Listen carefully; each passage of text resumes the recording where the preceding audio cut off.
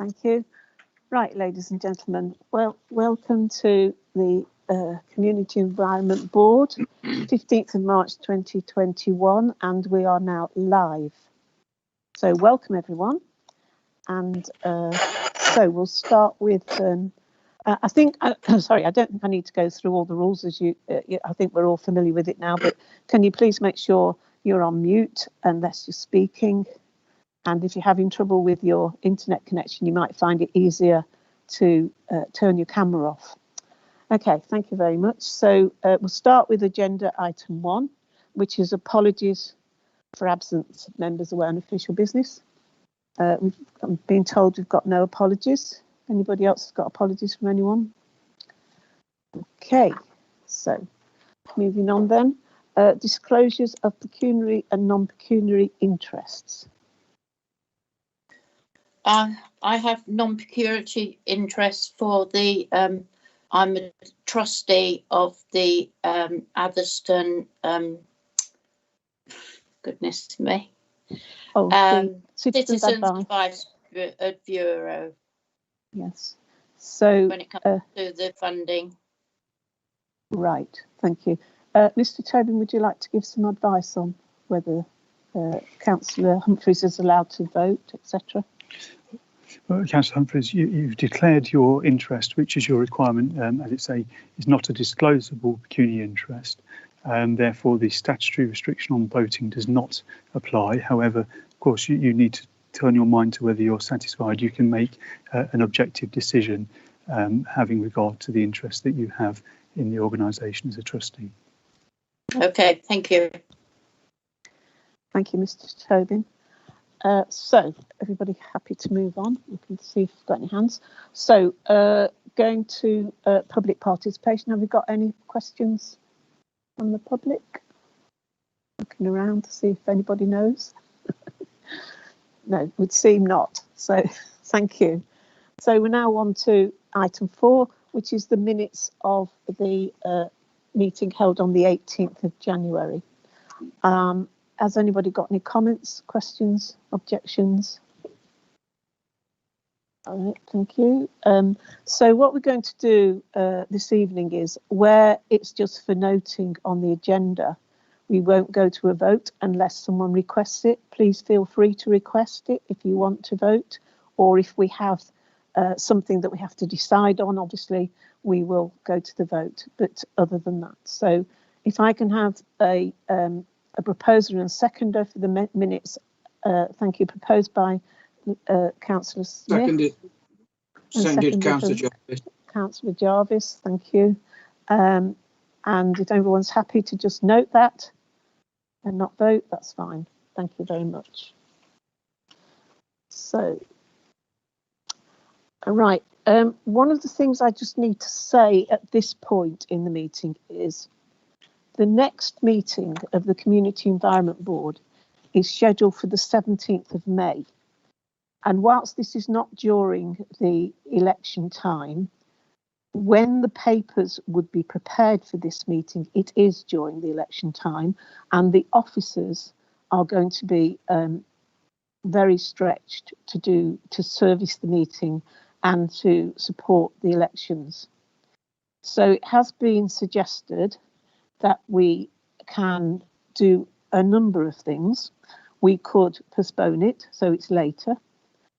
We could leave it until the next meeting, which is on the 26th of July, and combine the two agendas. One of the things that we were going to do on the 17th of May was to have a presentation on the Smurf, the recycling facility. However, it might be an idea to do this separately anyway, so that we can invite all councillors to such a presentation and spend some time on it, give everybody the opportunity to hear the presentation and to ask questions, and probably give more time to it than we could as part of a C&E board. So what I am proposing is that we cancel the meeting on the 17th of May. We combine the agenda to the 26th of July, but that at an appropriate time, when Mr. Dodds thinks it's appropriate for him to give the presentation, we'll arrange a presentation on the recycling facility for all councillors to attend. So has anybody got any comments, objections or other alternatives they would like to put forward?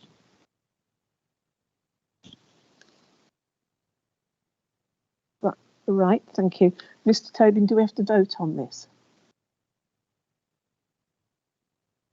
Oh, Chair, given the statutory process for calling meetings and the provisions of our standing orders, a decision doesn't actually need to be made at this stage, because what will happen is you as Chair, in agreement with the Chief Executive, can simply agree that there won't be any business transacted at that meeting and then go to the next meeting in July. Fine.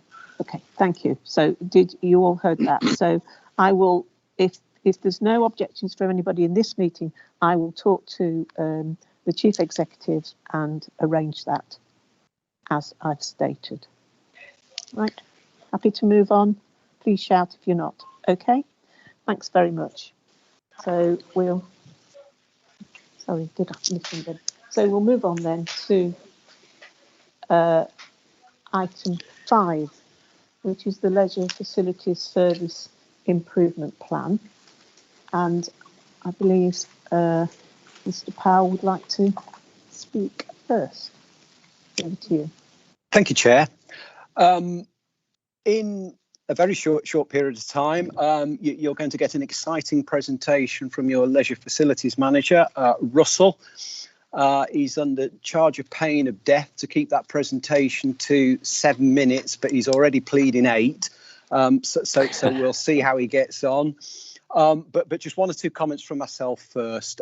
So you'll recognise that there's been very little change from the update that we gave to you in January, not least because your facilities have been closed since the 31st of December, when Warwickshire entered Tier 4 of the pandemic restrictions, and then shortly after that into Lockdown 3. We are, however, hoping to reopen the facilities on the 12th of April. That will be the earliest date at which we can reopen, and it would be with a restricted programme, but hopefully be in a position to offer a more complete programme from the 17th of May. And just so you're aware, when we do reopen, the members of the facilities, that they'll receive a month's free membership.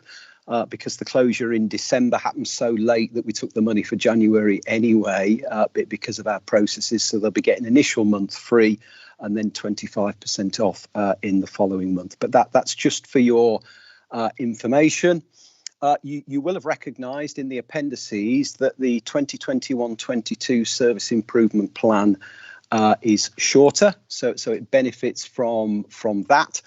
And now Russell's going to work you up into a frenzy with a brief presentation on that service improvement plan. So over to you, Russell. Thanks very much, Simon. I've got to first work out how I've got to share the presentation on the screen. In practice, I saw the options on the phone.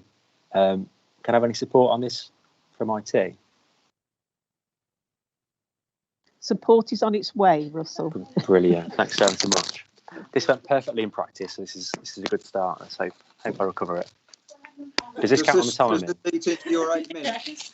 Yeah. Oh, you just no, I haven't. No. Oh, is it that one? No.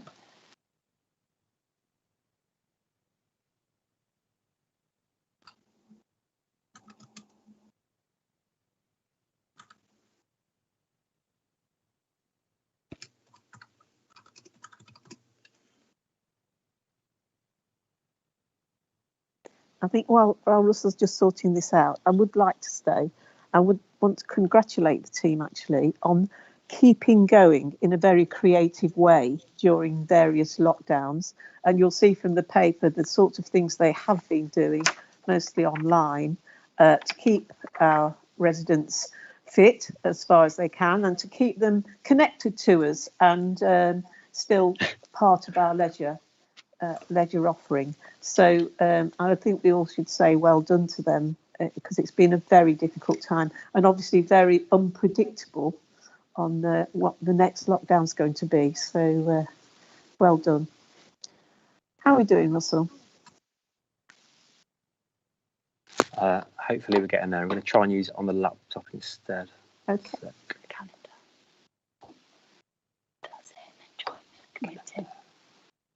Yes, I second that, Margaret. I think they've worked really hard with their online services, and the variation in the groups that they've tried to put together as well. So I think they need a very good pat on the back for all of that from the whole of the team. They've been excellent. Good, thank you.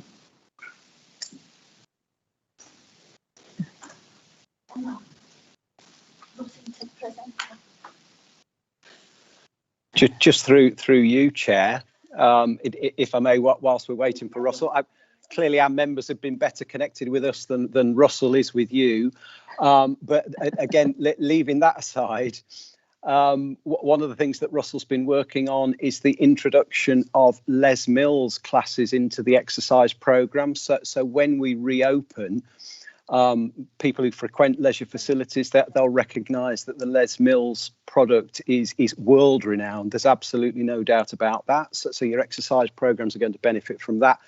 And he's also been working extremely hard to procure a leisure app for our members as well. We've never had one of those before, so we'll be even better connected with our members and having much more direct communication with them. So hopefully a leisure app will be introduced in the not too distant future as well. So that's something additionally exciting to look forward to.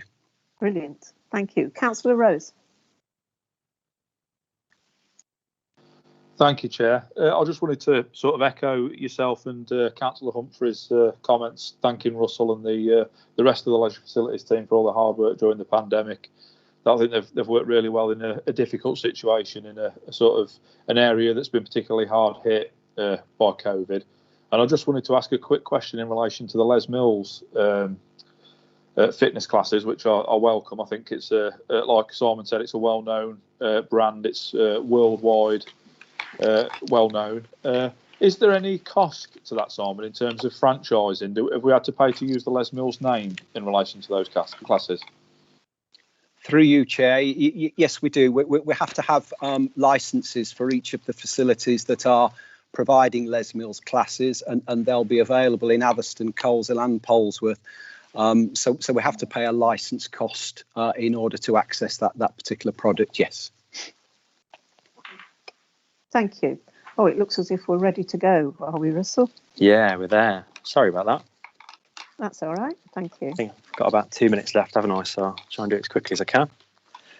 Right then. Okay, yeah. So first of all, thanks for giving me the opportunity to present to you today. I'll discuss the proposed Leisure Facility Service Improvement Plan and also discuss a bit about the direction of travel that we look to achieve thereafter. Not yet.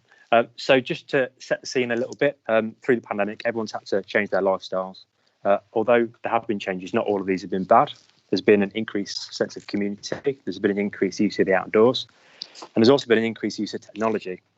All these opportunities that have been captured by Sport England's new strategy, Uniting the Movement, have also been embedded within the new Service Improvement Plan, which aims to be far more outward-looking, far more community and partnership-focused, and in doing so should contribute more to the Health and Wellbeing Action Plan and the wider needs of the community. On the screen now, they're the top, they're the bullet points, they're the headers of the Service Improvement Plan, and that's what I'm going to discuss with you in more detail today. So Leisure Facilities' first challenge will be recovery and reinvention in a post-pandemic world. Leisure facilities will need to work to government guidelines to make sure facilities are safe, encourage people to return to leisure, adapt our services and create new services in a new post-pandemic world, and look at our fees and charges.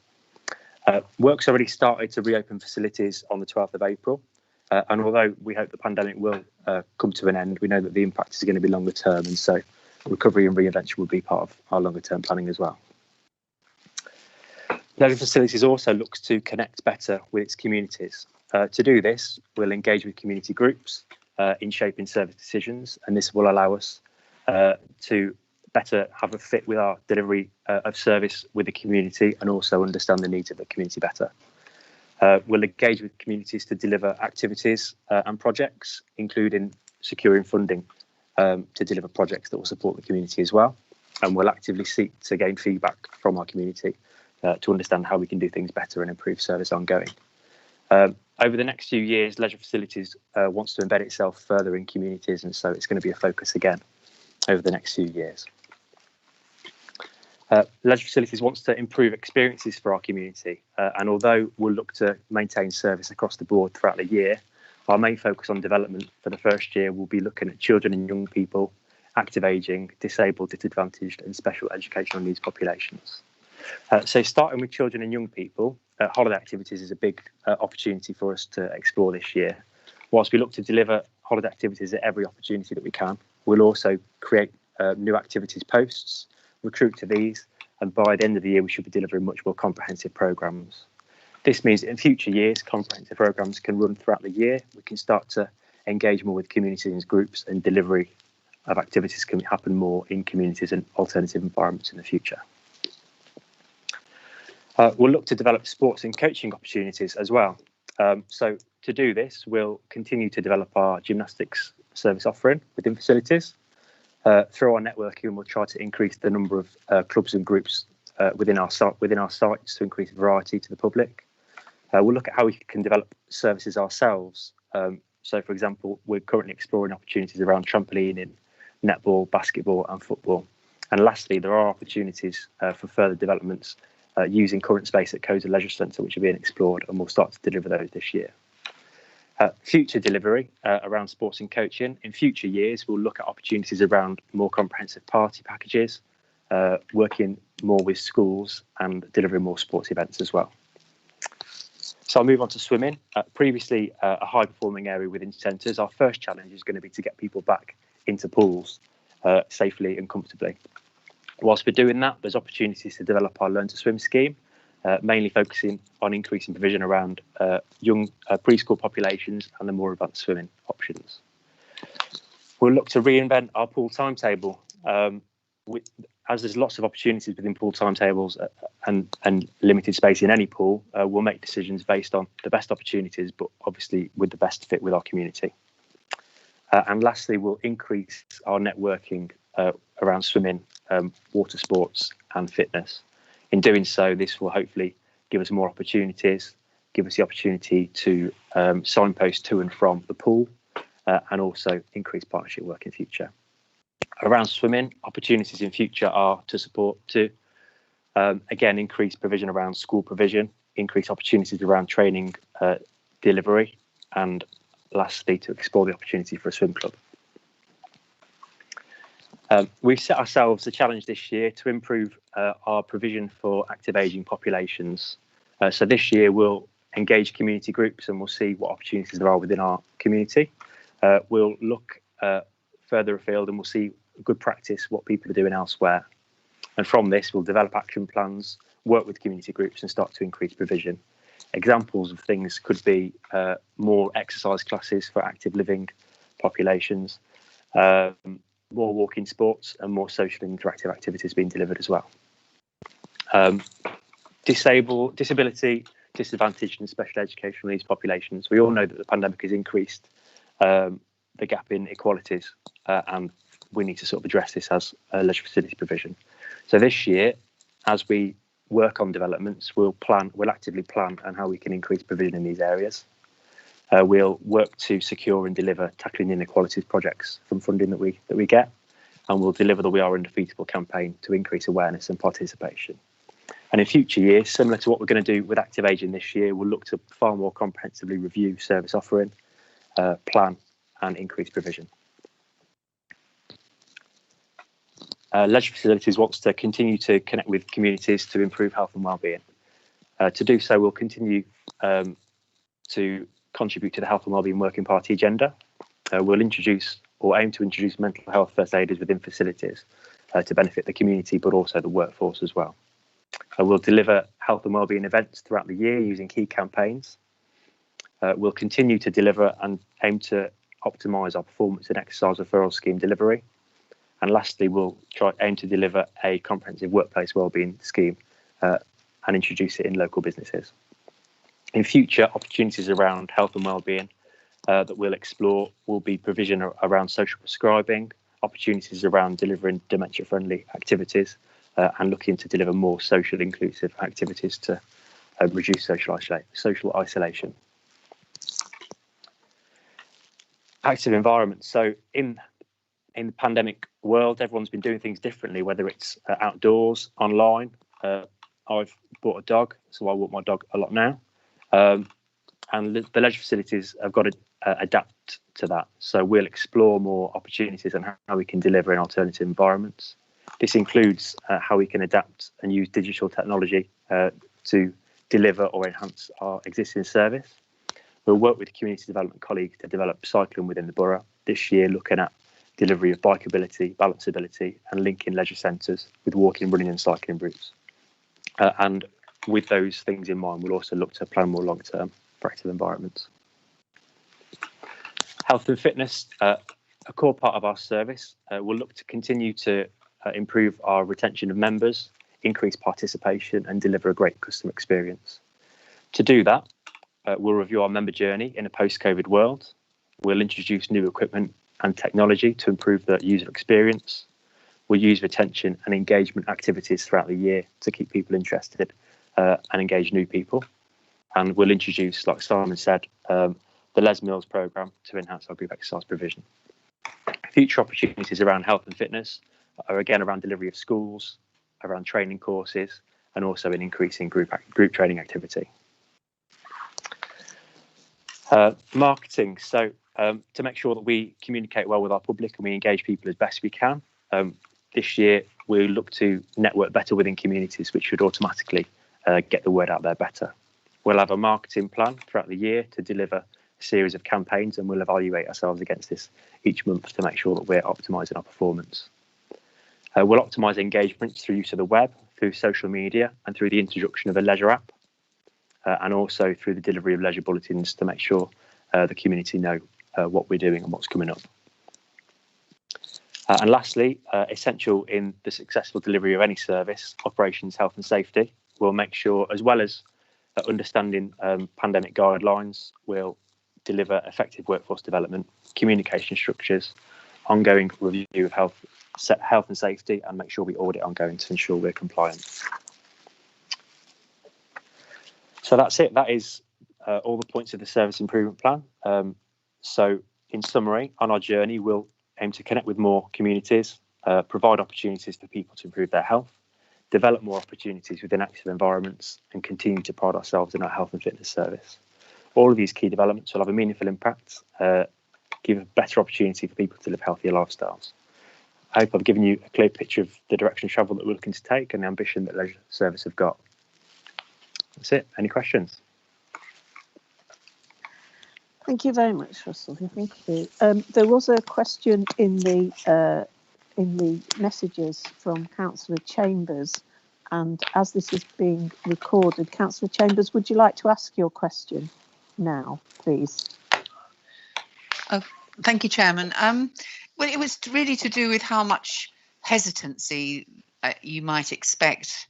I mean, we're coming out of this pandemic now, hopefully, with more and more people getting vaccinated. But in terms of take-up of the services and the need to promote that it's a safe environment for people to return to, particularly the over 65s, I was thinking in relation to the use of our swimming pools.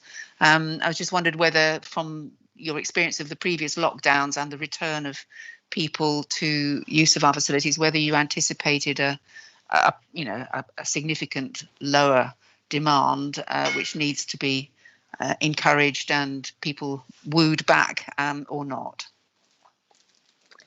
Thank you. Russell? Yeah, through you, Chair. Yeah, it's hard to anticipate what to expect. I expect initially that there will be a lower uptake. We're going to do a light campaign to try and get people to return to the leisure centres and feel safe. You know, all the guidelines will be adhered to and things will be in place to make sure that people do feel safe. And hopefully, as things start to ease, there's more changes in restrictions in May and in June. People will start to feel more comfortable and start to return in bigger numbers. Thank you. So I've got Councillor Jarvis, Councillor Rose and Councillor Humphreys in that order. Ray, you first. Thank you, Chair. Just one thing for Russell. When you say about marketing, everything is based around social media and internet. How are you looking at doing it for the people that haven't got that access? Through you, Chair. I mean, part of what we look to do more this year is engagement with communities in community groups. So one of the things that we'll look to do is be more proactive within communities and community groups. Previous options around sort of marketing that are still used, you know, there's leaflets, there's banners around centres and around communities. We'll look at, I haven't got it in front of me, but we've got a choice of marketing mix that we look to choose for each campaign that's most suitable. But any suggestions that people have got to do things differently or better, then definitely put them forward. I mean, if I could just come back on that one. Outside the main leisure centre, there's a notice board like in front of the Memorial Hall that's hardly ever used. You know, that if you've got these facilities within the community, my thing is use them. And as I say, everything nowadays seems to be internet based and forgetting the old-fashioned way of putting some signposts up for people. Okay, that's a really good point. So thanks for the suggestion. I'll look into that, definitely. Thanks. Councillor Rose. Thank you, Chair. It's a three-part question, really. I just wanted to say well done to Russell and the team as well for sort of being flexible and adaptable with and sort of moving some of the sort of activities online and that.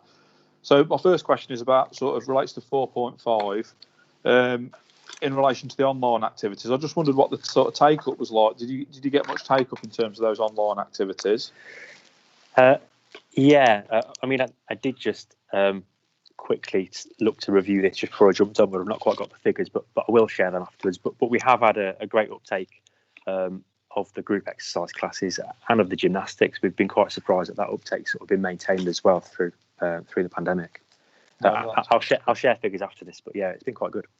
And then in relation to 4.6, so this is in relation to sort of the market research that's been done.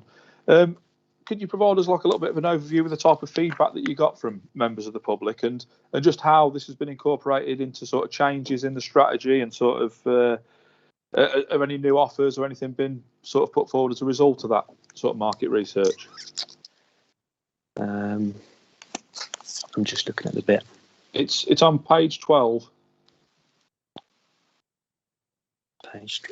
It just says virtual engagements and welfare calls have helped leisure facilities teams to engage. Oh, yeah, of course. Sorry, got you. So one part of it has been around, so some of the welfare calls and discussions have been around calling bowls groups and different groups like that. Yeah. And some of the feedback has been, for example, you know, we would love to have quizzes, have bingo and do different things like that. So there's some things that we've either done virtually and tried to do, you know, friendly things, or if they need a bit more thought, for example, bingo, then we'll look at how we can incorporate that into future delivery. And then the other comments that we've had have been around the group exercise delivery online, saying that's been really helpful and really useful. And so there are discussions about plans on when we come out of the pandemic as to what we do to offer something there as well. Just one last thing as well, just to come back to the Les Mills licence. I just wondered what the cost of the licence was for the Les Mills classes across the 3 leisure centres. I'll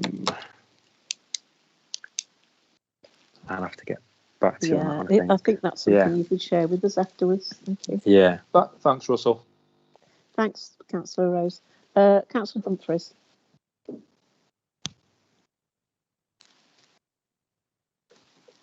Marion, you're on mute. You're on mute, Marion. Sorry, I've been there all the time. Sorry. Well done, Russell. One thing about people that pay direct debits throughout the year, have they been suspended for a time, or what's been happening to those people for their memberships? Yeah, of course. Through you, Chair. At each time we've had a lockdown, we've frozen memberships, and if we have charge memberships, then we've been in communication with people throughout to let them know what we're going to do to make sure they get a fair deal. So, for example, like Simon said, we took money out in January or for January, although January we closed. So when we reopen, they'll get appropriate compence for that. Okay, so it's sort of being sorted out for them. Okay, Yeah, that's that's great. And you've got the NHS in the health doing physiotherapy. Are they actually being charged for that service, or how's it working now? They're paying for the space, so like a room hire. So there is a cost to that. And I just wanted to know, have we got any news on the Atherstone hub, or are they trying to use that as a way in instead of us having a hub, Atherstone hub? Has anybody got any update on the Atherstone hub at all? No update on the Atherstone hub. No, I have been in email contact with one of the people at the hub, and we've got a meeting. I think it's early in April, just to discuss opportunities on how we support each other's services and help promote each other. But no, I've got no news on the hub. No. You're on mute, Margaret. One of the things that could be an issue is they're using our facilities at the moment. Are they intending, do you know, to take those back into the hub? Things like phlebotomy and physiotherapy and eye scanning and whatever. A lot of like the phlebotomy we were hosting previously. It's just we managed to keep hosting those. The new one was at Kozel, and I think they're planning to stay. The eye clinic, we're in discussions. We're hoping that they stay, but yeah, we're in discussions at the minute on that. Thank you, Councillor Gosling. Thank you. Thanks, ma'am. Hi, thank you. I've just got questions around, obviously it's much safer and much lower risk to exercise outdoors. I'm wondering if we're using our green spaces for kind of boot camps and things like that as part of the new reinvention. Boot camps have been discussed as an option. We weren't sure on what the uptake was going to be in terms of how quickly we open, so it could be something that we look to do during the summer. But if it doesn't quite fit this year, then it will definitely be something we do in future.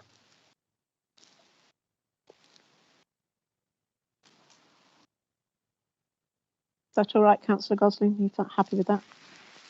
Yeah, that's fine. Thank you. Any more questions? I can't see any, and if not, then we'll go to the recommendation, which is that the board notes and comments upon the progress made against the requirements identified in the revised and approved 2021 Leisure Facilities Improvement Plan, and B, that members approve or otherwise amend the appended draft service improvement plan through which the operational performance of the leisure facilities will be monitored through to 31st of March 2022. So I need a proposer and a seconder for that. Happy to propose, By Councillor Smith and seconded by Councillor Jarvis. Thank you. We do need to vote on this one. So over to you, Mr. Tobin. Thank you, Chair. Councillor Bell? 4. Councillor Chambers? 4. Councillor Gosling? 4. Councillor Humphreys? 4. Councillor Jarvis? 4. Councillor Jens? 4. Councillor Lees? 4. Councillor Mawson? 4. Councillor Phillips? 4. Councillor Rose? 4. Councillor Smith? 4. Councillor Wright? 4. Thank you, Chair. It's carried unanimously. Thank you very much, Mr. Tobin. Thank you. So we'll move on then to agenda item 6, leisure facilities bank holiday closures. And I think this has been suggested for the coming this year because mostly, well, partly because Christmas Day lands on a Saturday this year, and that gives a very long holiday. So, Mr. Powell, do you want to say anything on this one? And only very briefly, Chair, through you, that's the reason why there is a slightly extended proposed schedule of closures. It's because Christmas Day, Boxing Day and New Year's Day all fall on the weekend, which means the official bank holidays get pushed into the weekdays. So to give a coherent programme, that's why there are 12 days as opposed to the 10 which you have been used to in previous years. We will still, however, be open between Christmas and New Year on the 29th, 30th and 31st. So there will still be access across that period. But other than that, over to you, Chair. Thank you very much. Any questions or comments? I don't see any, so I'm going to go to the recommendation that the schedule of leisure facilities closures as set out in paragraph 4.1 of this report be approved or otherwise amended. So we do need to vote on this. So if I can have a proposer and seconder, please. Proposed by... I propose. Thank you, Councillor Humphreys, and seconded. I'll Councillor second, Chairman. So, who said that? Was that? Sorry, Councillor Jens. Sorry, somebody. Oh, sorry, Councillor Chambers. I think it was you first. Seconded by Councillor Chambers. Thank you very much. So, shall we go to the vote, Mr. Tobin, please? Thank you, Chair. Councillor Bell. 4. Councillor Chambers. 4. Councillor Gosling. 4. Councillor Humphreys. 4. Councillor Jarvis. 4. Councillor Jens. 4. Councillor Lees. 4. Councillor Mawson. 4. Councillor Phillips. 4. Councillor Rose. 4. Councillor Smith. 4. Councillor Wright. 4. Thank you, Chair. Thank you very much, everyone. So move on to item 7, which is the Leader Programme update. And I think you'll agree that this is a really good outcome. We have managed to spend all the money. It is actually quite difficult sometimes to spend budgets appropriately, but as you can see, as the report sets out, that has been achieved. So I think we should congratulate people. Any of the officers wish to speak? Is it you? Just very briefly, Chair, and only very briefly. I'm hoping the report is clear. There is now no longer an opportunity for any new projects to enter into the programme. That particular window has shut, and we're now within the post-payment monitoring period. And we're beginning to look at public sector organisations first, and that includes the Borough Council, which was in receipt of a Leader grant. Just to add to what the chairman said there, the 2 members of staff that have worked on this programme, and it's not an easy programme to work on, they've done an absolutely cracking job. But I've got to report they leave the programme in May and July of this year. But I hope you would join me in saying that they have done a really first-class job in managing this particular programme. Thank you, Chair. Thank you. And I've got Councillors Mawson, Jens and Humphreys in that order. Councillor Mawson. Just a question to do it. I suppose it's the usual answer. Because we've got to pay back, or have we got to pay back the 48,000, or has that already been sent back? If we have to pay it back, what proportion of it is ours and what proportion of it is Hinckley and Bosworth's? Thank you. Okay. Through you, Chair, the money has to be returned to the Rural Payments Agency. There's no money staying with this authority or Hinckley and Bosworth Borough Council at all. Thank you. Thank you. Thanks, Councillor Mawson. Councillor Jens. Thank you, Chair. Actually, Simon has just answered my question. I was going to ask what happened to the staff who are working on the programme now that it's coming to an end. So, but Simon's just answered that for me. But, in relation to that, because I'm new to this board and my knowledge of leader programmes is probably not all that it should be. Where were those two staff located when they were? Where are they located? Thank you. Thank you. Through you, Chair, that they are located with the Borough Council. This organisation is the accountable body, and they have been employed through us, and they sit within our community development division, and will do so until May and July.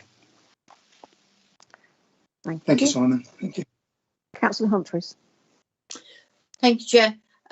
We know about the Hinckley and Bosworth money at the moment. Has everything else been successful, Simon? Or are we waiting on anything else that may be on the cusp? Through you, Chair. No, we're not waiting on anything. All the programmes we've got in. There was a minor difficulty with one particular project, which has been ironed out. So no, there is nothing outstanding from that point of view, either within the North Warwickshire area or Hinckley and Bosworth. Brilliant.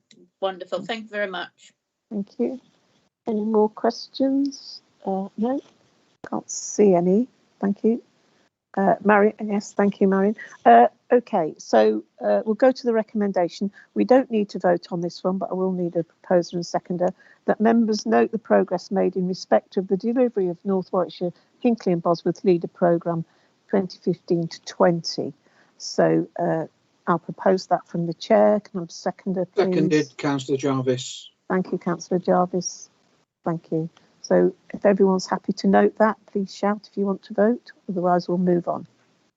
Okay, thank you very much. So the next agenda item 8, is financial assistance to outside organisations. And you'll see from the report that we have a total budget of 51,600 here. And we have 4 organisations that we've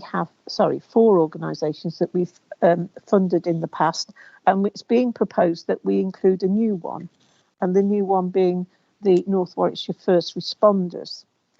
And we must decide, A, if we want to fund those organisations again, and secondly, how much we should fund them. The report does suggest that we might want to award the same amount of money to the 4 that we funded before, as we did last year, and then the residual money go to the first responders. So that's a possibility. There may be others, and so I open it up for discussion and your ideas.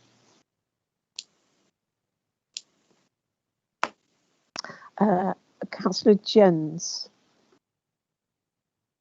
And then Councillor Chambers. Thank you. Thank you, Chair. I think all of these are really worthy organisations, but I am personally very keen that I think we should be supporting the first responders. From what I understand of the work they do, it's really valuable. They don't get any support from the National Health Service in terms of finance, and I think what they do must cost a lot of money to provide vehicles to insure them and to provide all the equipment themselves. I'd like to see us give a bit more than the suggested £2,000. I'm wondering if there's any way we can perhaps round down what we give to the other organisations, like the 34,807.50 that goes to Citizens Advice. Could we round that down to 34,000 and then whatever the balance left, still give it to the first responders, but it would be slightly more than the £2,000 that's been proposed there. I don't know how possible that is, but is it something we could consider? Absolutely, we will consider that. Thank you, Councillor Jens. I'll just go on to Councillor Chambers. Thank you, Chair. I just want to say a little bit about Live and Local and the work that they've been doing during the pandemic, which obviously in terms of the support they've given and work with Warwickshire Young Carers to make a YouTube film, and I think one other organisation just provides maybe a different approach to the way in which this grant might be used in the future, and the use of this sort of digital online reaching more people, that live could also be online live, and maybe we should ask them to consider that as a model as we move out of this lockdown period. But there is also a question in my mind about how the locations of what they do is decided.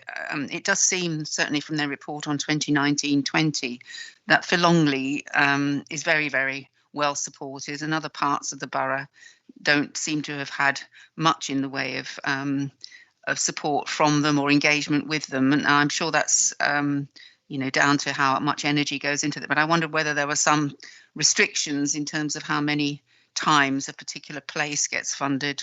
I know it's not much money, but maybe there needs to be a slightly more even distribution.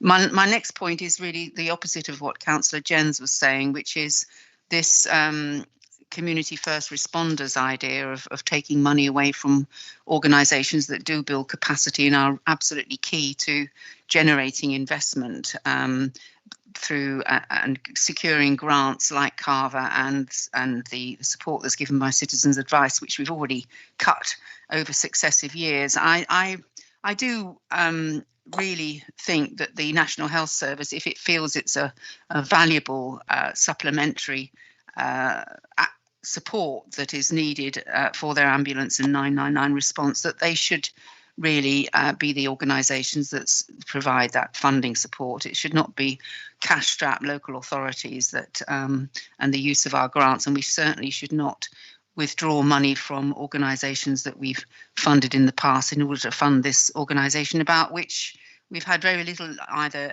data or information or activity profile, in terms of we've just got a wish and a request in front of us, unlike the other organisations which have given us detailed accounts of what they've been doing and respond to the accountability requirements that we've put on them in the past. So, it might be, I'm sure it's a very great organisation, Community First Responders, and I'm sure the training that they do in first aid and CPR and so on is very valuable. But I do think, given the situation that local authorities are in, that and all the money that's gone into the health service over the last year, that they must be able to reach into their pockets and support something like this. I don't know how they've been funded in the past, but I don't think they should be coming to the district authority for that funding.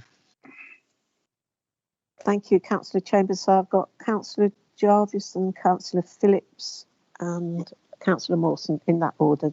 Councillor Jarvis. Thank you, Chair. Just to enlighten what goes on with the first responders, as was said, they receive no statutory funding whatsoever.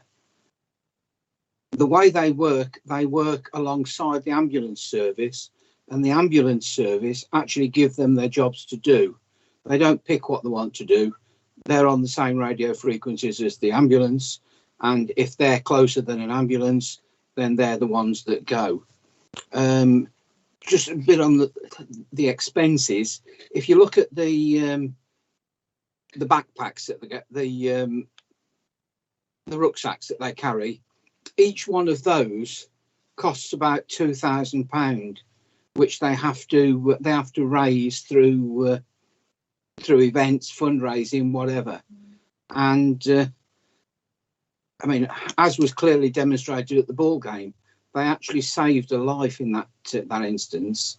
And I think it is a very, very good organisation to support.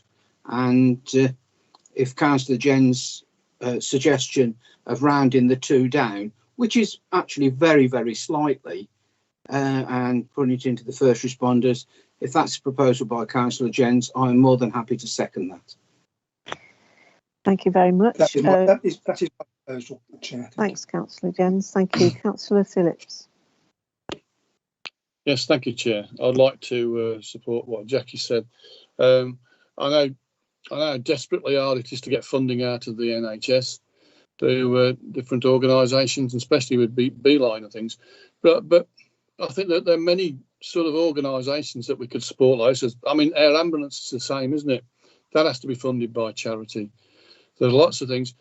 We support CAB, and I'm worried that if we start rounding this down to CAB, then we could be losing workers at CAB. We could be losing time for face-to-face time with people. I mean, this is a vital organisation too that deals with people's problems, deals with some of the people that come to me and sort of send them to CAB are in desperate straits, and they have to sort of deal with out-of-pocket expenses too. And I just can't find out. I mean, I'm not degrading what the first responders do, and I'm sure it's a great organisation and probably very valuable. But if it's that valuable, then it should be funded from the ambulance service. I mean, there's no reason the ambulance service couldn't make funding available to them or pay them for what they do. They pay people like not Beeline, but some of the other services. The ambulance people pay them for private work for taking the strain from them. I'm sure that if they can pay other people, then they can pay these people. I certainly can't support rounding it down. Thank you, Councillor Phillips. Councillor Mawson. Thank you. I entirely agree with Councillor Chambers and Councillor Phillips. The CAB provides a service which is required more now since the pandemic now, and in the future when people will be made redundant and various other things. And I cannot support a rounding down of it at all. So, thank you. Councillor Jarvis, you've got your hand up again. Did you want to speak again? Sorry, Chair, I forgot to take it down. Okay, that's fine. Does anybody else want to speak? Councillor Mawson, are you okay? You've got your hand up, Councillor Mawson. If you want to speak again, you can. Right. I never took it off. No, it's okay. Thank you. Right. So I've got a proposed and seconded proposal. So I'll just try and summarise it so that we can vote on it. So there is a total of £51,600 in the budget. And what has been proposed, I understand, is that Warwickshire Carver should receive £11,000. North Warwickshire Citizen Advice should receive £34,000. In two payments, they get theirs in two payments. Live and Local should remain at £2,000. North Warwickshire allotments remain at £500, and the residual amount go to first responders.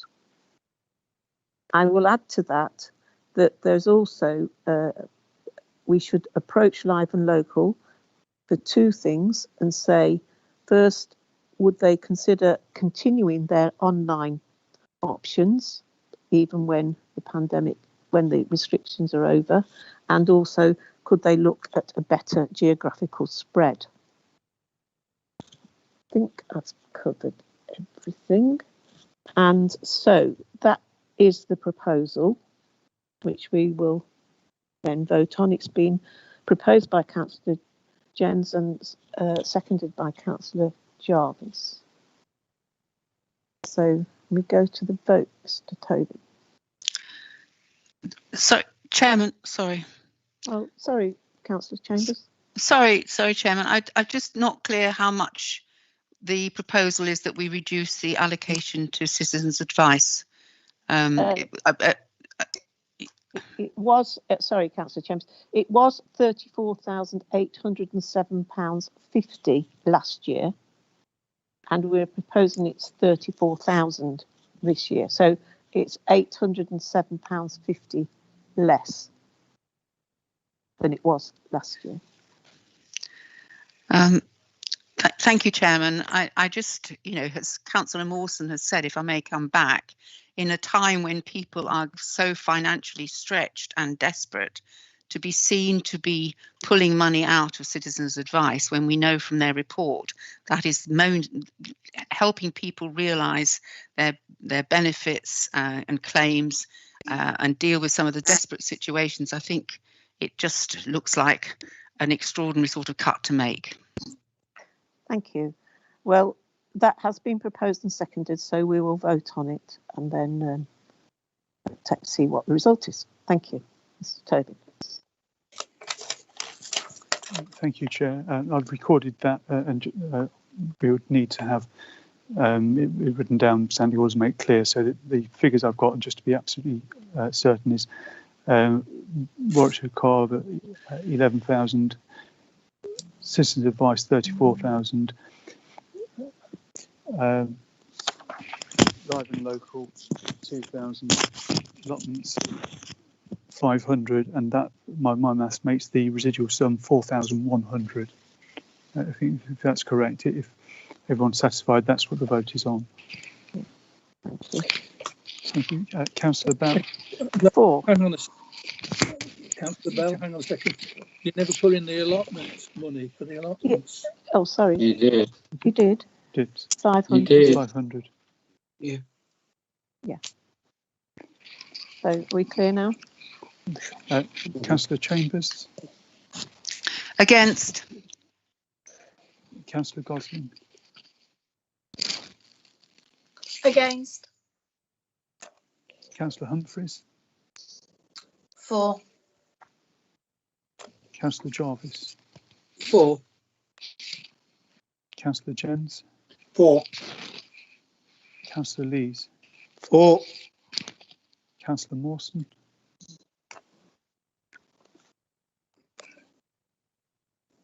Against. Councillor Phillips. Against. Councillor Rose. Against. Councillor Smith. 4. Councillor Wright. 4. Chair, I make that 1, 2, 3, 4, 5, 6, 7, 4 and 5 against. Thank you. So that's carried. Thank you very much. So we're going to move on then to item 9, which is North Warwickshire Green Space Strategy Progress Report. And I think that we'll all agree that I think we've all, in the last year, come to really value our green spaces even more than we did before, because we've seen a lot of them, because that is what we're being allowed to do. So, yes, thank you. So, did you want to say anything, Mr. Powell? Only very briefly, Chair. Clearly, this is a progress report.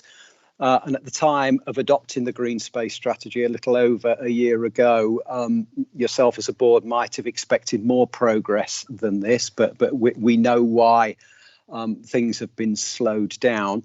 But there are some positive developments in the report, whether that be through green recovery work over in the Coal Valley at Coal End Park, your player development programme. I get unduly excited about coordinating green space and playing pitch strategies and that sort of work, but by the same token, and on the flip side, I also get excited by nature art classes in Baxterley Recreation Ground. So there are things at all sorts of levels in here.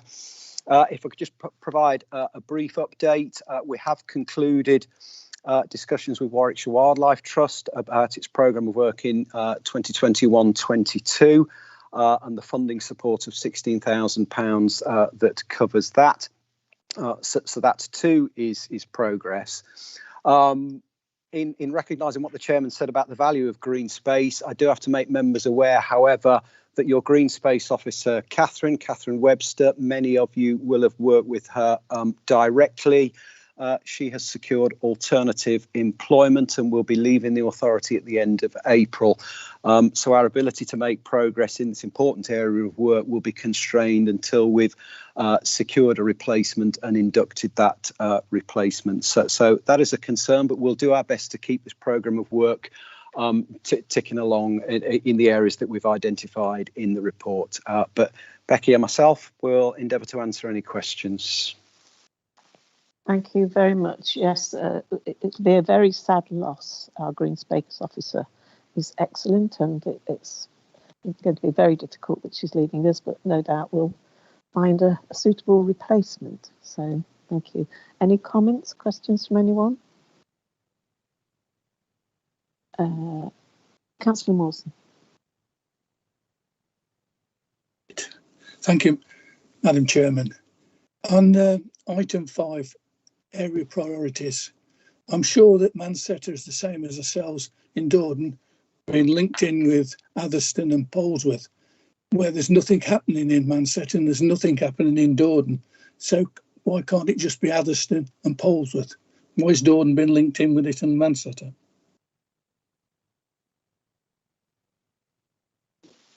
Sorry, through you, Chair. They were areas that were defined together through the Green Space strategy process that members endorsed as we were going through that process.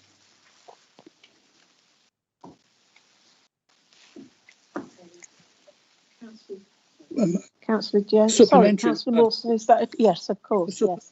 Just to say that yes, I wasn't present, I didn't know about that, but surely you put down what's happening in that area or what's going to be happening in that area. So what is happening in Manchester and what's happening in Dordon if it's a priority area?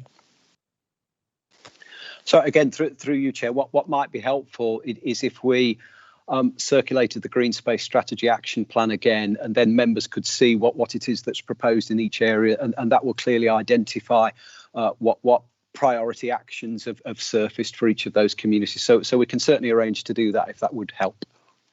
Thank you. Is that all right? Yes, it would. Yes. Thank you. No problem. Brilliant. Okay, thank you. I don't know who's first. Councillor Jens and then Councillor Wright. Yeah, thank you, Jay. It's not a question, just a very brief comment about the local nature reserves. You won't be surprised to know that the one that I know best is Kingsbury Meadow, and it truly is a wonderful place. And you can walk over there, and the bird song at any time of year is wonderful. But just to comment on the work that's been done there, that's mentioned in the paper here, it's been done really well, and I think these are really valuable assets to our local communities, and I really support the local nature reserves, and long may they be looked after to the way they are at the moment. And I congratulate everybody who's involved in maintaining them. Fantastic. Thank you. Thank you. Thanks very much, Councillor Jones. Councillor Wright. Yeah, it's just a question of Simon, really. You see any further updates on the public space protection orders at all? Food to recreation ground? Through you, Chair, that particular piece of work hasn't yet started. There are still some capacity issues which are being resolved in environmental health. Clearly, we maintain close contact with our colleagues in environmental health and legal in respect of that particular undertaking. But as we've also alluded to in the report, we've got one or two other pieces of work going on in connection with the protection of our sports pitches, including looking at the cost implications of fencing those pitches. And also one or two examples of work that other authorities have undertaken in conjunction with local communities, and in one case with local school children, and looking to see if we can bring some of those ideas into the borough to address issues concerning protecting sports pitches, irresponsible dog ownership, those sort of things. So it's work in progress, and we'll come back to the board as soon as we can. Thank you very much, Simon. Are we any clear on a date for the fencing to go around the car park with the kissing gate? Again, through you, Chair, that work will be undertaken sometime next week. It's the week beginning the 22nd of March. Thanks, Simon. Thank you. Councillor Chambers. Thank you, Chair. It's just a small point, but I raise it every time we get a report on trees. We always describe our efforts as tree management. That's the heading, not tree management and tree planting. And I'm sure there are planting of trees going on, not only in Cole End Park, but elsewhere. But I don't get a sense from any of the reports about the green space strategy that we are intent on both mobilising resources from other sources like the Woodland Trust or other grants and I'd have no sense of where our tree planting efforts across the borough are really concentrated on. Otherwise, I think, it's an excellent report, some excellent work, but I am disappointed that, however many years on, we're still talking about tree management as the kind of things that we're about rather than tree planting. You want to comment on tree planting, Mr. Powell? Through you, Chair, I think the general point is well made and is acknowledged. Partly it's one of capacity in terms of our ability to actually resource that work, because a lot of it would be undertaken in conjunction with communities, and it's something that we aspire to through the green space strategy. And I've no doubt Mr. Dobbs as well wants us to be aspiring to these sort of things in terms of the climate change agenda and the contribution that tree planting can make there. But I do take the general point that is being made, and it's something that we need to focus more attention on in the fullness of time. Just one encouraging development, though, in the context of tree planting, with some communication that we received today in terms of a group that we've reported activity, and Councillor Gosling and Councillor Bell have reported activity from the group in Annesley Village and Annesley Common. They've been talking to us only today about some additional tree planting in those two villages, and they're due to be in receipt of 500 native trees in the spring, a significant number of which will be going into Bretts Hall recreation ground there. So there is work being undertaken, but in terms of a coherent programme, I think it's something that demands a little bit more attention when we've got the capacity. Thank you. Mr. Dodds, do you want to come in on this point before I bring Councillor Jarvis? Yeah, just very, very quickly, Chair. Thank you. Yeah, I mean, Simon's absolutely right. It is something that from a climate change perspective, we're looking at. We're working very closely with colleagues at Warwickshire County Council to try and deliver their aim of one tree for every resident of Warwickshire being planted and doing it as part of that. And tree planting will form an important part of the developing action plan for tackling climate change that we're developing. So there'll be two bites at this particular cherry through Simon's work, but also obviously through the work of the group as well, Chair. Thank you. Thank you very much. Councillor Jarvis. Thank you, Chair. Just one for Mr. Powell. When you do any of the works at any of these recreation grounds, do you always ensure that there are suitable dog bins at every access point to these grounds? Through you, Chair, we endeavour to make sure that there are appropriate number of dog bins at these recreation grounds. Absolutely, we do. And again, it's work that we undertake in conjunction with Streetscape. I'm not pretending that we get it right. I'm also not pretending that all dog owners appropriately dispose of their dog mess either, however many bins that we happen to put around. But as part of the risk assessments of the sites and the health and safety contributions and the provision that needs to be made for the community, yes, we do assess that need and put the dog bins in. Thank you. Thank you very much. Any more comments? If not, oh, sorry, somebody put their hand up. Just missed. That is. Oh, I've got my sorry, hand up, Councillor Chair. Rose. Yes, sorry. Just. Yes. Yeah, I was just going to make the same point that Councillor Chambers made, really, in relation to the tree management side of things, and I just wondered do we keep figures in terms of the number of trees that are actually planted, and could we sort of incorporate that into reports on the green space strategy moving forward, so we can sort of keep an eye on how many trees we're losing and how many trees we're gaining, so we've got an idea of the ratio in relation to that. And just in addition to that, I wanted to say as well that it was in relation to Polesworth and Abbey Green Park. I think we've seen lots of improvements in the park since it would have been this time last year when we had the report from Warwickshire Wildlife Trust, and I'd had lots of complaints from residents about how the nature reserve area of the park was managed, and just to say that's been rectified now, and I've had lots of comments in the opposite direction to say how well they feel the park's being managed now, and sort of complimenting the work that's been done since then. So yeah, just to say that I was happy with the progress that's been made there. Brilliant, thank you. On the keeping a tally on trees, is that, I'm not sure whether that's Mr. Powell or Mr. Dodd. to be fair to Mr. Dobbs, Chair, it's probably myself, and certainly we will pick that point up, absolutely. Yeah, it's a good idea. Thank you. Thanks very much. So good. So we've commented as requested and noted. So we don't need to vote on this unless anybody would wish to. But I do need a proposal and seconder for the recommendation, which is that members note and comment upon the progress made in respect of the implementation of the priorities of the North Warwickshire Green Space Strategy 2020 to 2033. So happy to propose. Thank you. Was that Mr. Jarvis? And seconded by, was that you, Councillor Phillips? I can't see. It doesn't matter. Or right, me. thank you. Matter. Thank you. So if we're all happy to note and move on, thank you very much. There was a question. Thanks very much. Okay. So moving on then to agenda item 10, which is the Health and Wellbeing Action Plan.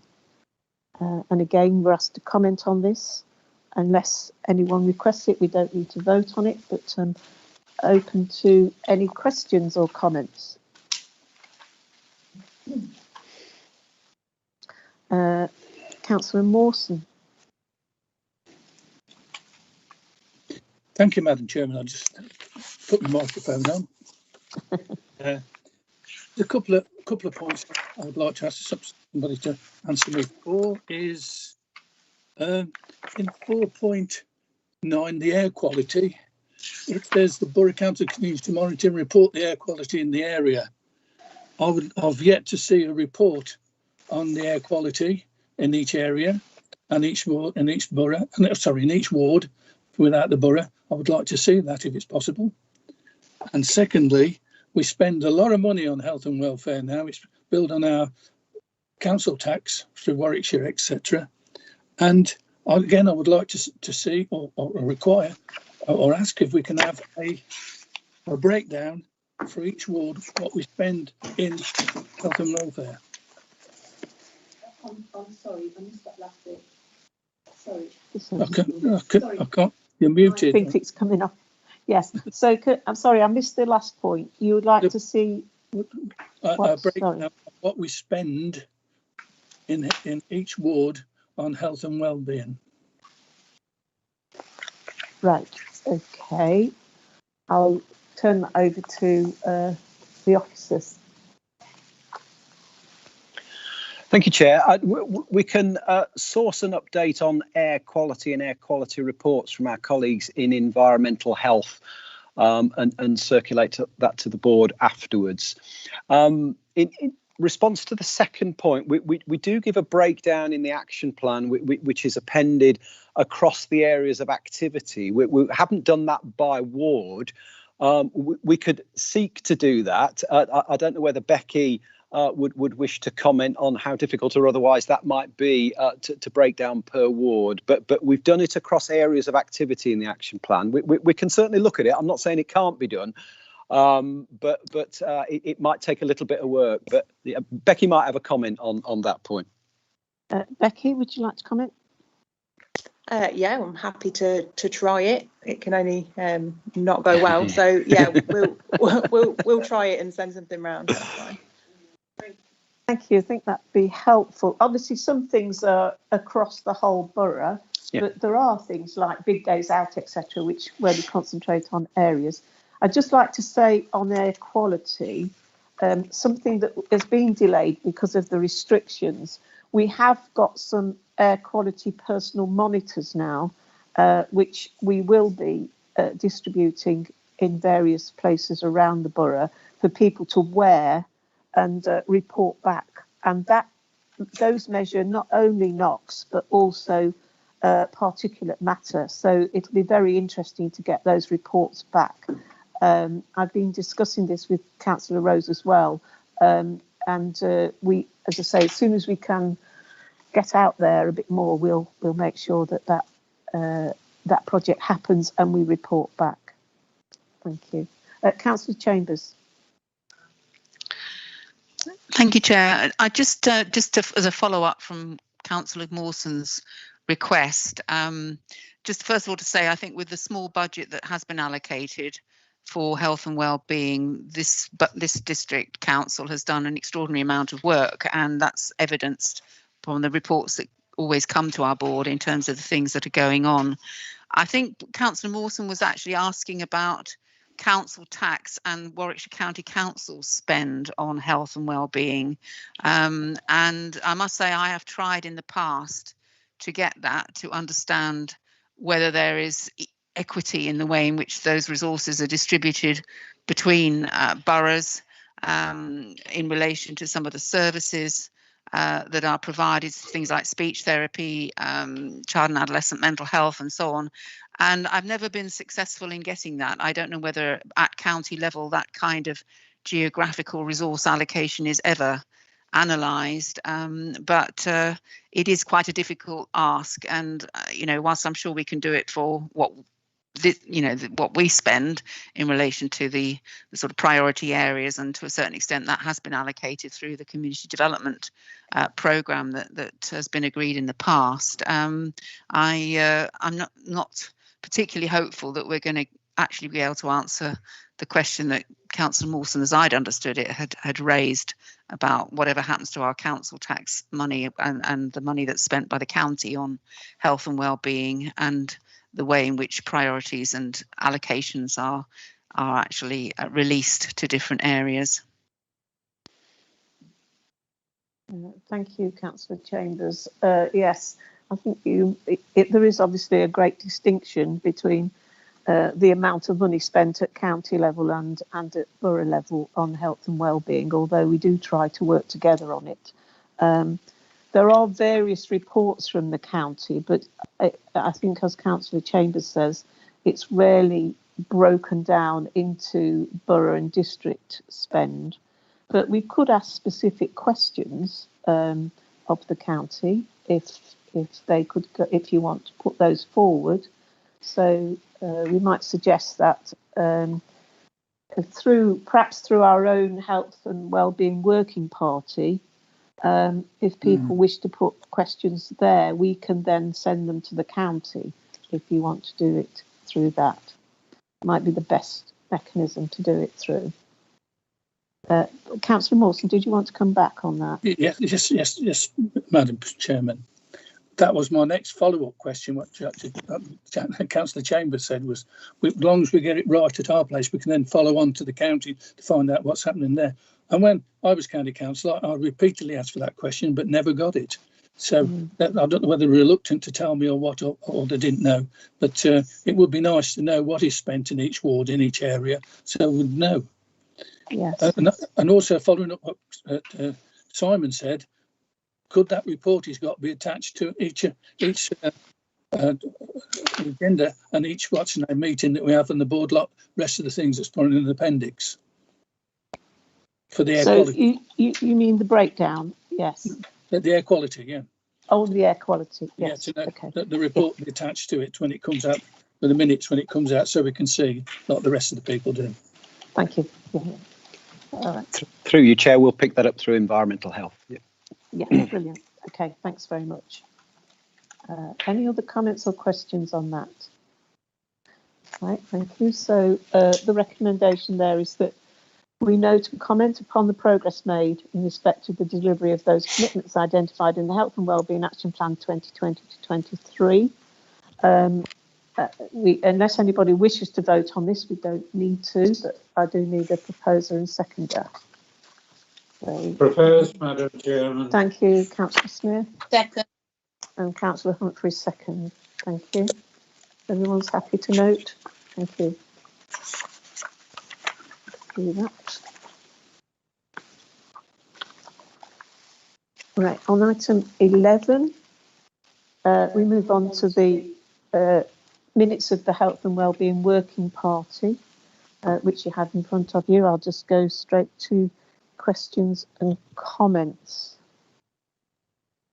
I'd just like to pick up something from the notes, which is just at the bottom of item 4 on the minutes, where Councillor Chambers was suggesting that we should look at the health implications of transport and make a contribution to the current consultation that's happening, it was thought that we might get a subgroup to look at this, but constitutionally that's difficult. So I understand that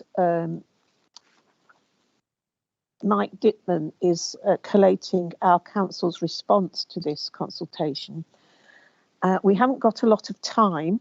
I think we need to get to him by Thursday, just to add a few bullet points of any health implications of the transport strategy we would like to highlight. And I think what we could do, and I've spoken to Marion as chair of the working party, that we could have a quick meeting of the working party.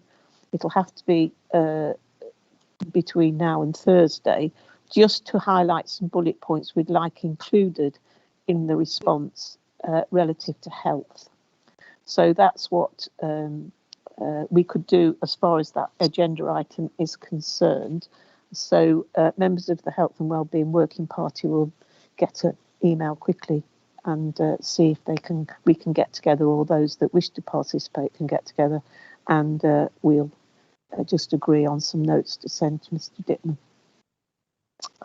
Are there any other points people would like to pick up from those minutes? Councillor Humphreys? Thank you, Chair. I would just like to say that I think the vaccinations, I think we ought to just make a note that the vaccinations have been going very well. Yes. And that I haven't had any more phone calls or anything to say people are being left out. They are being picked up, they are being noted or telephoned, and that hopefully, you know, we have got round to most of the people, even people that have had cancer and have been told they couldn't have the vaccination until certain things have been sorted out, are now being phoned to say they can have their vaccinations now. So, you know, I think everybody has done fantastic in the way that they have been volunteering at the stations and everything like that. And, you know, a big thank you to everybody, and that hopefully people will get their second vaccination soon, and that'll go as smoothly as the first time has. Thank you. Thank you very much. Yes, I think it's been noted in North Warwickshire the way that the primary care networks have worked together extremely well in our borough, and we, you know, it's resulted in a pretty smooth rollout of the vaccine. So thank you very much, Councillor Humphreys, on that. So we just note those minutes if everyone's happy, and we can move on. Thank you. So our next agenda item is 12, and it's the climate change update. And Mr. Dodds, do you want to say a few words first?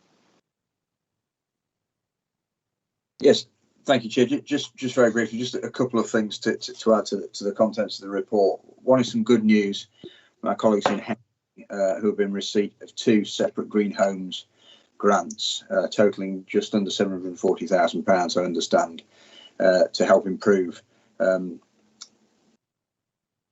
both private sector and public sector homes in terms of thermal insulation, window replacement, boiler upgrades, and that sort of thing. And I understand that Isaac Coast Director of Housing is going to bring a report to a future meeting resources board, just setting out exactly what will be delivered as part of that green home grant scheme. So that's some good news from a climate change perspective. And just also to say that the climate change working group have agreed that we're going to develop the action plan on a division by division basis. And the first one we're going to tackle is planning, and that's going to be done at a meeting at the beginning of April.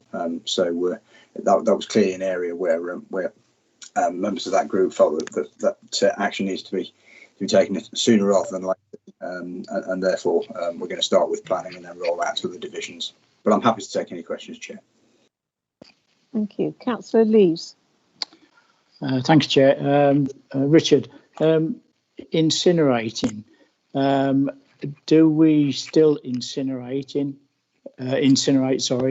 And if so, how much? And if so, are we tied into incinerating? Thank you. Through you, Chair, yes, energy from waste is the primary means of disposal for any waste generated in North Warwickshire that isn't recycled or composted. We recycle and compost about 50%, so that means about 50% of our waste goes to energy from waste. I would like to correct the dispatches programme. I think went out on Channel 4 a few nights ago. Seemed to suggest that 38% of Warwickshire's waste destined for recycling was being burnt, and that is not correct. And I think the County Council have approached the makers of that programme to try and correct that. We do send residual waste to energy from waste, but we don't send our recycling waste to energy from waste. Recycling waste is recycled. The contract that we're tied into, the Warwickshire County Council is the waste disposal authority, so all waste disposal contracts outside of recycling are done by Warwickshire County Council. But I do believe that we are tied in, or that they are tied in to a long period, because I think they're a partner in the Four Ashes site. But clearly, if members want some more information on that, then I can ask my colleagues at the County Council to provide that and we can circulate it. Thank you very much. Is that all right, Councillor Lees? Yes, yeah, I'd like to see some of that, please, Richard. That'd be good. Thank you. Okay. Thank you. Councillor Gosling. Hi, yeah, I think Richard's done a sterling job so far, making an impact on this, but I have general concerns around this is supposed to be a climate emergency, and we, with all due respect to Richard and his amazing talents, that he only has so much time on his plate, and without any budget at all, we're already struggling looking at tree planting. If there comes significant issues in the future, we've had conversations around kind of greener fleets for bin lorries and things like that, and the resources just aren't within our capacity, and the concerns that we're not going to be able to actually achieve as much as we would like to achieve, or maximise the impact that we're going to have without any budgets and without any further allocations of time for this. Just respond to that, Mr. Dodd. It is challenging, Chair. I won't say that it isn't. You'll all be aware that resources are very tight for the Borough Council. But having said that, there will be, I think, opportunities as part of our climate change action plan as we develop it to look at things that not only improve our environmental credentials and reduce our carbon footprint, but by the nature of what they do, also reduce expenditure. So we will look very, very carefully at bringing in what we can. And I think it's fair to say that if we need to make changes that have budgetary implications, then we won't just dismiss those out of hand. We will consider what the budgetary implications are, and we'll come back to board and say, we believe it's right to do this, the cost will be this, and we will look at it on a cost benefit analysis on that basis. So I certainly wouldn't write anything out in terms of expenditure or cost, but we will need to consider these things carefully. And in terms of resources, if we need to resource this more as we move forward, and as the action plan demonstrates that there is a need to do that, we'll look at that, Chair, certainly. Thank you. Councillor Chambers. Thank you, Chair. I've got two questions, please, Richard, on this emerging strategy for climate change. The first is, it really does centre around the issue of finance. You started off by giving us an example of where one of our officers had really gone for an opportunity for funding homes in a different way and had managed to secure grants from government. So my question is, are there grants from government likely to be coming out to enable local authorities to take this forward with some degree of vigour and urgency? And I'm thinking particularly your figures around heating and the authority's fleet, which account in terms of what the council does for 72% of carbon emissions. I mean, an injection of capital to replace our fleet and with electric vehicles in the same way that the private sector is starting to do. It seems to me that surely those kind of opportunities should and must be coming from government, and shouldn't we have something in our paper about finances that says we will go for every opportunity there is, and develop partnerships as we have done with the green space strategy? But at the moment it looks like it's sort of business as usual, and everybody's got to look to their own budgets to find any kind of growth or development in this area, which we know, given the cuts that have gone on, is really a non-starter. It kind of gives that air of hopelessness, frankly, in terms of action that follows an investment. And my second question relates to the waste disposal issue and the recycling facilities that are currently under discussion. Is that going to reduce our carbon footprint, or is it going to increase it? Because obviously we're committing a huge amount of money potentially to looking at that being done differently. And I don't know whether we've actually looked at the carbon emission and climate change implications of what we've just made or about to make in the way of investment there. Mr. Dobbs? Yeah, thank you, Chair. Certainly on that second point, I can reassure Councillor Chambers that there will be improvements made from a carbon point of view through the new MRF, not least because we'll be able to recycle more material through that.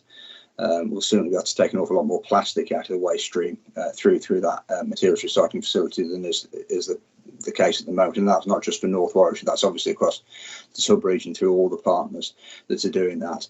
And that facility will be entirely run on renewables. There'll be a substantial amount of solar PV on the roof and a private wire connection to the energy from waste plant at Coventry, so that there will be an immediate impact through that new facility when it's up and running in summer 2023. In terms of funding available, clearly there is Green Homes Grant funding because colleagues in housing will be able to tap into that. There is decarbonisation fund money, and we're looking at that for future rounds of funding on decarbonisation. So that does address some of the things that Councillor Chambers was talking about, the way we heat and light office buildings and that sort of thing. And there are increasingly moves to both make the cost of buying electric or alternative fuel vehicles cheaper, and we are looking at that with our fleet procurement partners as well. We don't necessarily think that electric is the only option that we need to look at as a local authority in terms of our fleet. Certainly for our bigger fleet, our refuse vehicles are unlikely to be able to run purely on electric unless that technology improves significantly. But we are very interested in hydrogen and other alternative fuels that are coming through. So that is something that we are looking at, and we're already starting to trial electric vehicles to see if they're suitable in terms of replacing our other yellow fleet with electric. And I very much hope that we'll be coming back to future meetings of this board to let you know exactly what our plans are in terms of transport fleet renewal and a move over to alternative fuels. Thank you. Councillor Gosling, your hand's up. Have you got another question? Sorry, it's a legacy hand. Okay, that's fine. Thank you. Any other comments? Oh, no. Okay. So we don't need to vote on this unless people wish to, but we just asked to note the contents of the report. I just need a proposer and seconder. I'm happy to propose from the chair. Seconder. Happy to second Councillor Jarvis. Oh, so I think Councillor Humphreys was first, so thank you very much. So we can move on then to the corporate plan, which is item 13, and you can see progress performance indicator targets for April to December on that one. So there is just one point I would like to raise on this, and it's let's see if I can find the number, NWLP 1085. It's on page 133, and it's about swimming. And obviously swimming's not been available recently because of lockdown restrictions, and I am very concerned about school swimming. And the fact that most primary schools have 1 or even 2 year groups that go out for swimming lessons in normal times. And so we're going to have year groups of children that will have missed their opportunity to go swimming with the school and to learn to swim. And I am a little concerned about what's going to happen about those children. It's possible, of course, that the schools might try and double up on their numbers to catch up with these youngsters while they're still in their schools. And my question really is, how can we respond? How can we help the schools? And can we respond if they want to increase their numbers? Mr. Powell. Thank you, Chair. Yeah, we've got staff at the leisure complex who are in close communication with schools across the borough in terms of their intentions to return to a school swimming programme. The vast majority of them are certainly not going to respond until September, October at the earliest, although a significant number it will be the following January. You'll have seen in Russell's presentation that he referred to a review of the swimming programme and the whole timetable. What we're going to have to do is take account of what the schools are intending to do, then marry that up with available water space, and also the number of qualified swimming teachers that we have as well. For a number of years now, we've had quite significant difficulty in recruiting and holding on to trained swimming teachers. It didn't used to be that way a number of years ago, but it has been of late. But it's clearly an area that Russell is very mindful of. He's talking to the schools on a regular basis, and we will do everything that we can to accommodate their needs as they return back to the pool. Thank you very much. Thank you. Any other comments from anyone? In which case we just ask to consider the performance and highlight any areas for further investigation. So we don't need to vote on this unless someone wishes to. So we can just have a proposer and seconder, please. Okay, I'll propose it from the chair. Can I have a seconder? I'll second. Thank you, Councillor Humphreys. Thank you. So moving on to agenda item 14, which is exclusion of the press and public, to consider whether in accordance with section 100A(4) of the Local Government Act 1972, the public and press be excluded from the meeting for the following item of business on the grounds that involves the likely disclosure of exempt information as defined by Schedule 12A to the Act. So we do need to vote on this. So move it. Thank you. Yes, we also need to move and second. Thank you very much. Moved by Councillor Jarvis, seconded by Councillor Smith and Mr. Tobin. Thank you, Chair. Councillor Bell. For. Councillor Chambers.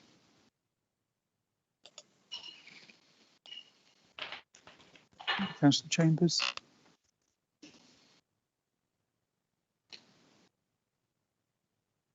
Chair, maybe we'll come back to Councillor Chambers. Sorry, I couldn't get myself unmuted. Thank you. Councillor Gosling. For. Councillor Humphreys. For. Councillor Jarvis. For. Councillor Jens. For. Councillor Lees. For. Councillor Mawson. For. Councillor Phillips. For. Councillor Rose. For. Councillor Smith. For. Councillor Wright. For.